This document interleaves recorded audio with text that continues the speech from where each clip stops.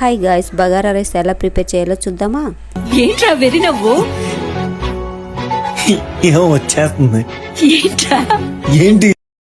ముందుగా స్టవ్ వెలిగించుకొని ప్యాన్ పెట్టుకొని ప్యాన్లో కొంచెం ఆయిల్, కొంచెం నెయ్యి, అది కొంచెం వేడెక్కిన తర్వాత షాజీరా, లవంగాలు, యాలకులు, చెక్క,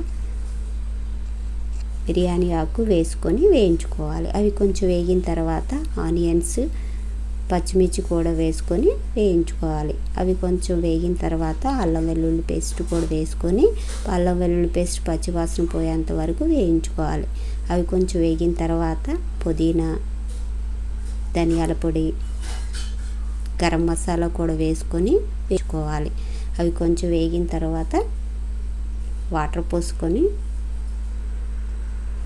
మనం ఏ గ్లాస్తో అయితే రైస్ తీసుకున్నామో ఆ గ్లాస్తో, నార్మల్ రైస్ అయితేనేమో 2 గ్లాస్ పోసుకోవాలి. అదే బాస్మతి రైస్ అయితేనేమో 1.5 గ్లాస్ వాటర్ పోసుకోవాలి. అలా వాటర్ పోసుకొని కొంచెం తిప్పుకొని సాల్ట్ వేసుకొని కొంచెం మూత పెట్టుకొని నీళ్లు కొంచెం మరిగిన తర్వాత అందులో మనం రైస్ వేసుకోవాలి. రైస్ వేసుకొని ఒకసారి అంతా కలుపుకొని మూత పెట్టుకొని ఉడికించాలి. అంతే, మన బగారా రైస్ రెడీ అయిపోయింది. Bagara rice ready. Bagara rice non వెజ్తోను పెరుగు చట్నీతోను తింటే చాలా చాలా బాగుంటుందండి. అంతే. I gotta tell you, it was perfect. Everything.